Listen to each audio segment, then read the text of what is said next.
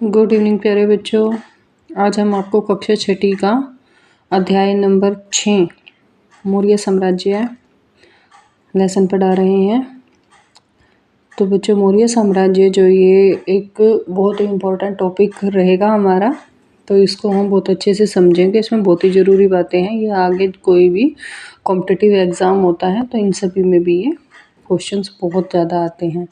शिवम के पिता उसे 50 रुपये गुल्लक में डालने के लिए देते हैं। 50 रुपये के नोट को देखते हुए पिताजी, यह चिन्ह क्या है? तो शिवम पूछता है कि पिताजी, इससे 50 रुपये के नोट पे ये कैसा चिन्ह बना हुआ है? तो बच्चों देखिए, ये चिन्ह बना हुआ था उसके ऊपर। तो ये कहता है कि ये कैसा चिन्ह है? तो इसके पिताजी कहते हैं कि बेटा ये राष्ट्रीय चिन्ह है। तो शिवम कहता है कि पिताजी, राष्ट्रीय चिन्ह क्या होता है? राष्ट्रीय चिन्ह एक प्रतीक या मुहर होती है जिसे राष्ट्र अपने प्रतीक के रूप में प्रयोग करता है। तो बच्चों, पहला क्वेश्चन हमारा यही बन जाता है, राष्ट्रीय चिन्ह क्या होता है? राष्ट्रीय चिन्ह एक सिंबल होता है, एक प्रतीक होता है जिसे कोई भी देश एक प्रतीक के रूप में, सिंबल के रूप में यूज करता है। तो इसमें पिता अपने बेटे को बताते हैं कि आज चलो बच्चों, मैं तुम्हें बताता हूँ कि राष्ट्रीय प्रतीक क्या होते हैं। साम्राज्य। तो बच्चों, सबसे पहले तो ये हम ध्यान से देखेंगे सारनाथ स्तंभ का शीर्ष। तो बच्चों, ये सारनाथ स्तंभ का शीर्ष है। अभी मैं आपको बताती हूँ ये क्या है। साम्राज्य एक बहुत ही विशाल स्रोत होता है, विशाल क्षेत्र होता है जहाँ सम्राट के पास मस्त अधिकार होते हैं। तो बच्चों, साम्राज्य क्या होता है? साम्राज्य एक बहुत बड़ा एरिया होता है, देश होता है, अच्छा, जहाँ उसके राजा या सम्राट के पास ही सारे अधिकार होते हैं। यह संपूर्ण क्षेत्र का एक राजनीतिक इकाई का अंग होता है। यह एक राजा और उसके अधीन कुछ मुख्य अधिपतियों द्वारा साझेदारी से संभाला जाता है। जैसे कि बच्चों, राजा होता है, राजा के नीचे कुछ मंत्री वगैरह होते हैं कुछ, तो उसको जो सलाह देते हैं और पूरे साम्राज्य को संभालते हैं। इसका उद्देश्य संपूर्ण क्षेत्र के प्रशासनिक ढांचे के अंतर्गत रखना होता है। साम्राज्य छोटे समय के अंतराल में भी हो सकता है, परंतु सामान्यतः यह पीढ़ी दर पीढ़ी कई सदियों तक चलता रहता है। बच्चों, जो ये है, वैसे साम्राज्य पीढ़ी दर पीढ़ी चलता रहता है, मतलब एक के बाद एक ऐसे इसके उत्तराधिकारी इसको संभालते रहते हैं। तो बच्चों, यहाँ से हमारे इंपॉर्टेंट क्वेश्चन शुरू हो जाते हैं। भारत का राष्ट्रीय चिन्ह अशोक स्तंभ है। तो क्या है बच्चों, भारत का राष्ट्रीय चिन्ह क्या है? सबसे पहला क्वेश्चन हमारा यही बन जाता है, अशोक स्तंभ।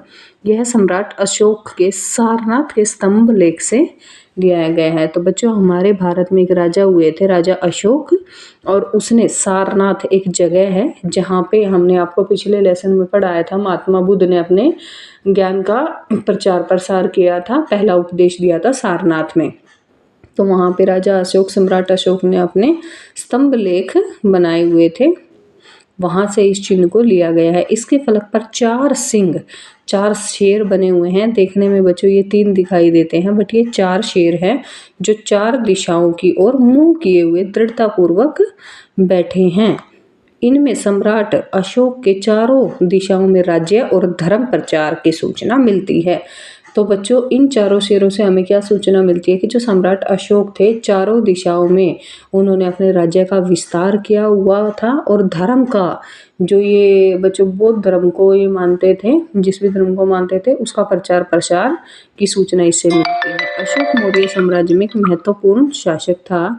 इस साम्राज्य की स्थापना चंद्रगुप्त मौर्य ने की थी। तो बच्चों, जो मौर्य साम्राज्य है, इसके संस्थापक कौन रहे हैं? चंद्रगुप्त मौर्य। तो चंद्रगुप्त मौर्य साम्राज्य के जो इतिहास है बच्चों, इसके स्रोत की हमें जानकारी मिलती है। 2 प्रकार के स्रोत, एक तो साहित्य कि उस समय में किस किस प्रकार का बच्चों साहित्य लिखा गया होगा, और दूसरा पुरातात्विक जो पुराने अवशेष हैं उनसे हमें इनकी जानकारी मिलती है। तो बच्चों, साहित्यिक स्रोतों को भी 3 कैटेगरी में डिवाइड किया गया है, देशी, विदेशी और अन्य। तो देशी में हम पढ़ेंगे कि हमारे एक तो कौटिल्य ने अपनी पुस्तक लिखी है बच्चों, अर्थशास्त्र, तो कुछ जानकारी हमें उससे भी मिलती है।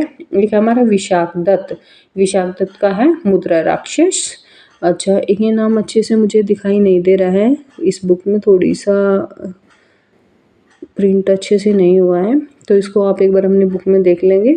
विदेशी साहित्य है बच्चों, मेगास्थनीज की इंडिका पुस्तक, उससे भी हमें मौर्य साम्राज्य के बारे में पता चलता है। नेक्स्ट है अन्य।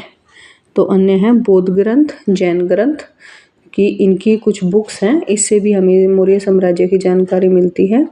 तो बौद्ध और जो जैन ग्रंथ है बच्चों, बौद्ध ग्रंथ में एक है हमारा दीपवंश, महावंश, दिव्यावदान, और जैन ग्रंथ हुए हैं भद्रबाहु का कल्पसूत्र और हेमचंद्र का परिशिष्ट पर्व।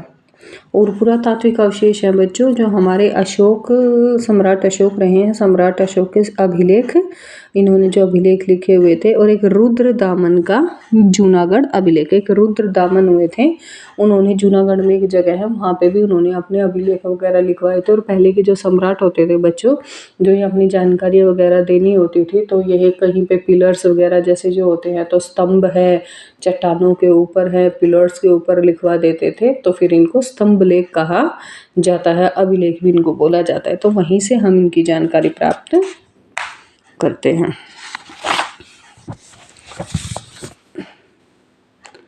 भारत का सबसे बड़ा साम्राज्य, मौर्य साम्राज्य भारत का बच्चों सबसे बड़ा साम्राज्य है।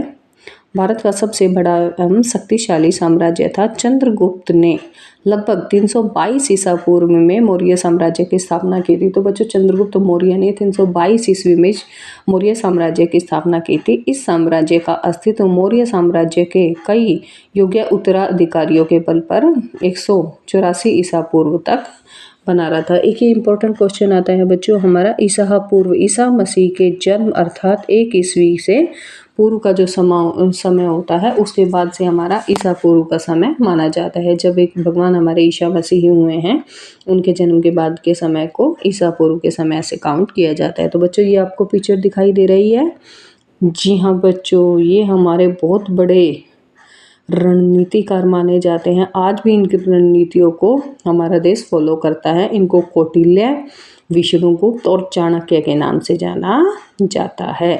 और इनकी जो प्रसिद्ध पुस्तक रही है बच्चों, अर्थशास्त्र इनकी प्रसिद्ध पुस्तक रही है। तो आप इनका नाम याद रखेंगे, चाणक्य, विष्णुगुप्त और कौटिल्य। तो ये तीनों इन्हीं के नाम रहे हैं। मौर्य काल के साहित्यिक स्रोत में कौटिल्य का अर्थशास्त्र सबसे महत्वपूर्ण है।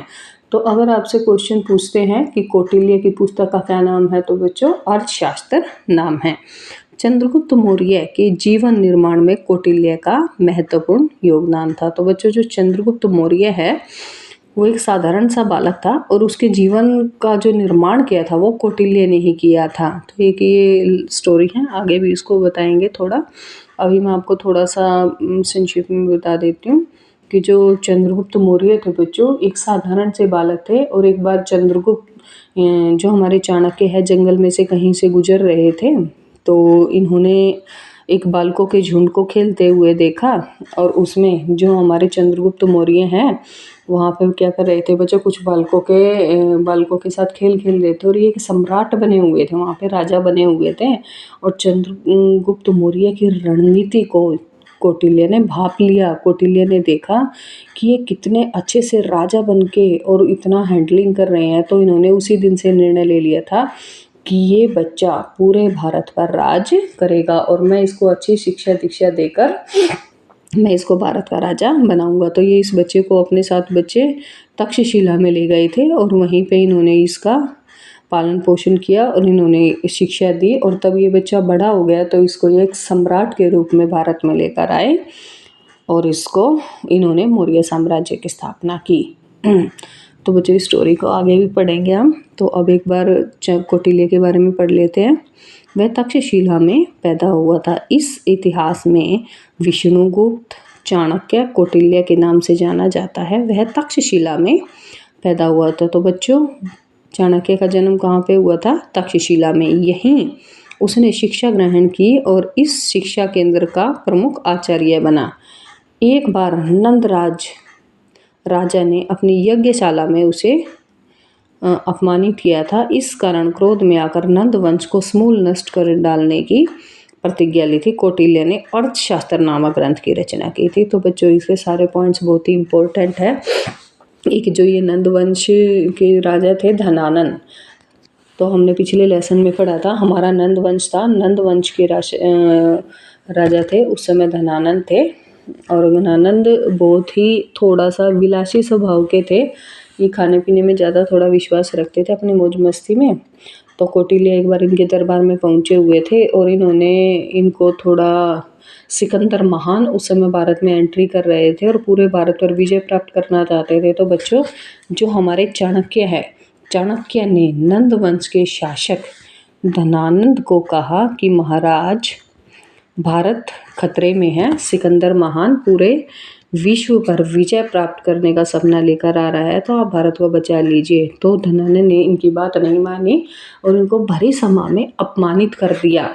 इनको कहा कि तू हमारे भारत को बचाएगा? अरे मैं तो अपने आप अपने साम्राज्य को संभाल लूँगा। तो चाणक्य को उस समय अपनी बहुत बेइज्जती महसूस हुई और एक दिन इन्होंने कहा कि तुम्हारे नंद वंश का अंत मैं ही करूँगा। तो तब ये वहाँ से प्रतिज्ञा लेके बच्चों निकले थे।